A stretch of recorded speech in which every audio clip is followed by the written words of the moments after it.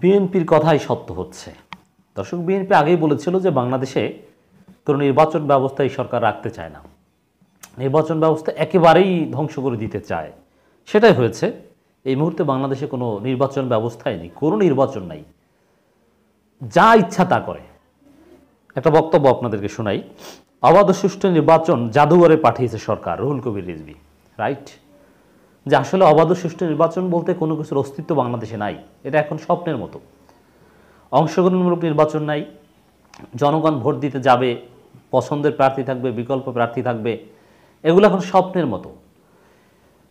এখনকার প্রজন্ম যারা, তারা যখন বড় হবে তখন পড়বে ওয়ান্স আপন এ টাইম বাংলাদেশে নির্বাচন হতো, সুষ্ঠু নির্বাচন হতো, জনগণ ব্যাপক হারে ভোট দিতে যেত, লাইন ধরে দাঁড়িয়ে থাকতো। এগুলো এখন ইতিহাসের মতো, জাদুঘরে দেখতে যাবে যে বাংলাদেশে একসময় নির্বাচন হতো, সেখানে মানুষ লাইন ধরে দাঁড়িয়ে থাকতো এবং আসলেই সুষ্ঠু ভোট হতো, সব দলের লোকজন নির্বাচনে অংশগ্রহণ করতো। এটা বাংলাদেশে ছিল। তরুণ প্রজন্মের লোকজন এভাবে আগ্রহের সাথে জানতে চাইবে, মানে জাদুঘরের বিভিন্ন প্রদর্শনী দেখে যেরকম জানতে চায় এটা আসলে কবের, এরকম একটা অবস্থায় সরকার করেছে। বিএনপি এটা সেই তত্ত্বাবধায়ক সরকার যখন বাতিল করা হয় তখনই বলেছিল যে সুষ্ঠু নির্বাচন জাদুঘরে পাঠাতে চায় সরকার। এখন জাদুঘর অলরেডি পাঠিয়েছে। এখন সুষ্ঠু নির্বাচনের বালাই আমরা দেখি না। ভোট পরে 5% বানিয়ে দেয় 35%, এবং দিন যত যায় ভোটার কমই কিন্তু পার্সেন্টেজ বাড়িয়ে দেয়। এই যে উপজেলা নির্বাচন 36%, 37% আরও বাড়িয়ে দিচ্ছে, চতুর্থ ধাপে আরও বাড়াবে। বুঝতে পারছেন? মানে যা মন চায়, কোনো হিসাব নিকাশ, কোনো ক্রেডিবিলিটির এগুলোর ধার ধারে না তারা। এটাই হচ্ছে দর্শক, রুহুল কবির রিজভীর এই বক্তব্য সঠিক। অবাধ ও সুষ্ঠু নির্বাচনকে সরকার জাদুঘরে পাঠিয়েছে বলে মন্তব্য করেছেন বিএনপির সিনিয়র যুগ্ম মহাসচিব রুহুল কবির রিজভী। আমরা তরুণ প্রজন্মের উদ্দেশ্যে বলতে চাই যে বাংলাদেশে কোনো নির্বাচন ব্যবস্থা নেই, যা হচ্ছে এটা আওয়ামী সার্কাস। নির্বাচন ব্যবস্থা একসময় ছিল, 100% ফেয়ার নির্বাচন বাংলাদেশে কখনোই ছিল না, তবে মোটামুটি ফেয়ার নির্বাচন ছিল, যেটা তত্ত্বাবধায়ক সরকার বাতিলের মধ্য দিয়ে পুরোপুরি কবর রচিত হয়েছে। অতএব তত্ত্বাবধায়ক সরকার ফিরিয়ে আনা ছাড়া সেই দৃশ্য আর ফিরে আসবে বলে আমরা মনে করি না। তিনি বলেন, আজ যারা ক্ষমতায় আছেন তারা নির্বাচনকে নির্বাসনে দিয়েছে, ভোটাররা ভোট কেন্দ্রে যেতে পারে না, সব কিছু বন্দি করেছেন, অবাধ ও সুষ্ঠু নির্বাচনে জাদুঘরে পাঠিয়েছেন। দেখেন, দুইটা বিষয়, ভোটাররা ভোট কেন্দ্রে যেতে পারেন না, বাধা দেওয়া হয় যদি পছন্দের আওয়ামী পছন্দের বাহিরে অন্য কাউকে ভোট দিতে চায়, হুমকি দামকি দেওয়া হয়, পেটানো হয়, এজেন্টকেও তো মারধর করে বের করে দেওয়া হয়। আবার অটোমেটিক্যালি কোনো প্রার্থী নেই, পছন্দের প্রার্থী নেই, ভোট দিতে যাবে কেন? এর মানে ভোট দিতে যাওয়ার মতো কোনো যৌক্তিকতাই রাখে নাই, যে প্রার্থী তো আগে থাকতে হবে, অথবা ভোটের আমার ভোটের কোনো উপকার আসবে এরকম একটা সম্ভাবনা তো থাকতে হবে, না হলে তো লাভ নেই। সেটাই করেছে। রুহুল কবির রিজভী বলেন, দম বন্ধ করার মতো পরিস্থিতিতে আমরা বসবাস করছি। এই পরিস্থিতি থেকে পরিত্রাণের জন্য জিয়াউর রহমানের আদর্শ সততা ধারণ করে কাজ করতে হবে, তাহলে বাংলাদেশের স্বাধীনতা ভালো মতো আমরা ফিরে পেতে পারব।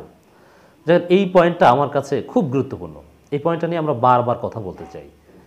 বিএনপি জিয়াউর রহমানের আদর্শ থেকে বিচ্যুত, এটা স্বীকার করতে হবে। বিএনপির দেশপ্রেমিক নেতারা এটা মনে করেন, আর জিয়াউর রহমানের আদর্শ থেকে বিচ্যুত বলেই এখন দেশপ্রেমিক রুহুল কবির রিজভীরা বলছেন যে জিয়াউর রহমানের আদর্শ ধারণ করতে হবে, ধারণের অভাব আছে।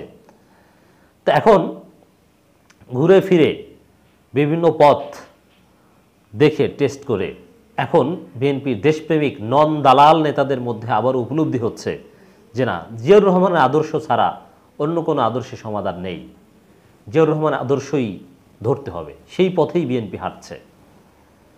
সত্যি এটা চমৎকার যে বিএনপির নেতাদের মধ্যে এখন উপলব্ধি হচ্ছে যে জিয়াউর রহমানের আদর্শ ধারণ করতে হবে, না হলে এই বিএনপির কোনো চেষ্টা কাজ হবে না। জিয়াউর রহমানের আদর্শটা কি বর্তমান পার্সপেক্টিভে?